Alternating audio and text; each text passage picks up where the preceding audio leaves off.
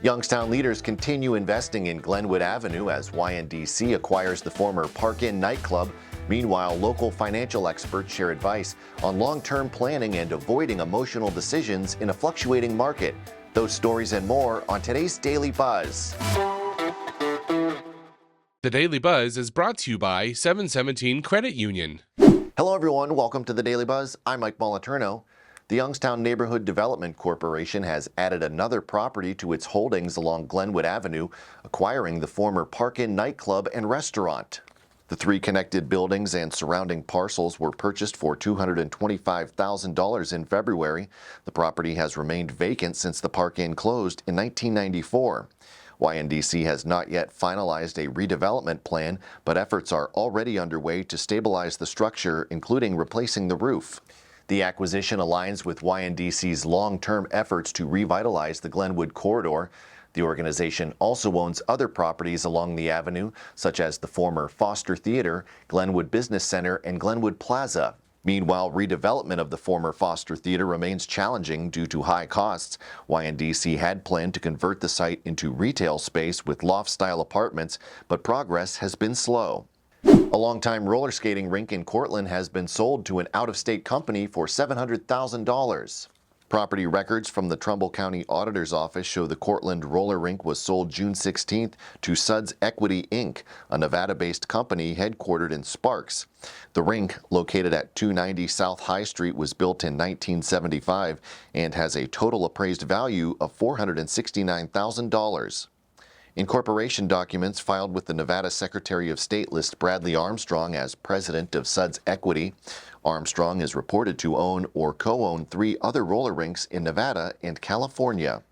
Earning money is one thing. Knowing how to manage, save, or grow it can be far more complex. At a recent Business Journal Roundtable held May 19th at the Courtyard by Marriott in Canfield, local financial professionals discussed personal finance, investment strategies, and the emotional challenges investors often face. The panel included certified financial planners, investment executives, accountants, and wealth strategists from firms across the Mahoning Valley. While market volatility remains a concern, participants emphasized the importance of long-term planning, maintaining discipline, and working with a trusted advisor. Time magnifies money. So the earlier you begin, the better off you are. We love to work with the families and suggest that they use a Roth for their children when they have W-2 earnings to both educate them and give them that head start. I think the other comment to make when you think about someone that maybe waited a little bit too late to get started is having that difficult conversation about some of the adjustments that they need to make to their life, and not being afraid to tighten their belts a little bit and maybe look at how they're spending money. The stock market remains the biggest wealth generator on the planet, particularly in the U.S. So just as a concept, finding a way to participate in that. Typically, the wealth building for the long term, you want to use tax advantage strategies, right? And those could be IRAs, 401ks, HSAs. It's not what you make, it's what you keep, right? So having a tax lens on decisions as early as what container you're saving in.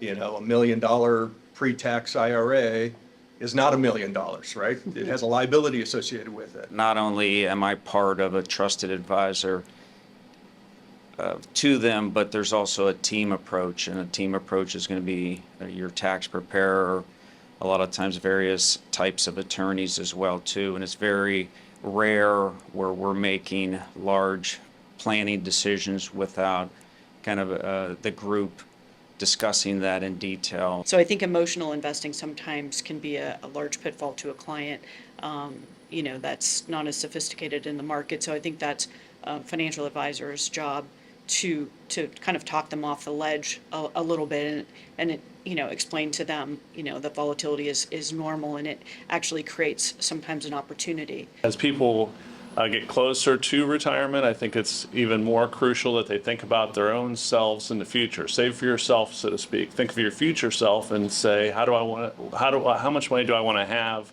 when I do retire, or if I want to retire, and start saving for that day, and the sooner the better. A full transcript of the roundtable is available in the mid-June issue and online at businessjournaldaily.com. The Business Journal Roundtable series is sponsored by Advanced Technology Partners. And that is going to do it for today's Daily Buzz. Be sure to like, subscribe, and leave a comment. If you'd like to dive deeper into any of these stories, links are available in the description. Thank you very much for watching. I'm Mike Moliturno.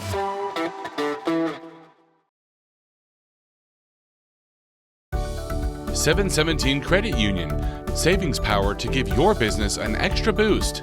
Business savings, certificates, and business money market. 717 Credit Union. Make your money work as hard as you do. Check out our business money market and CD rates at 717cu.com/rates.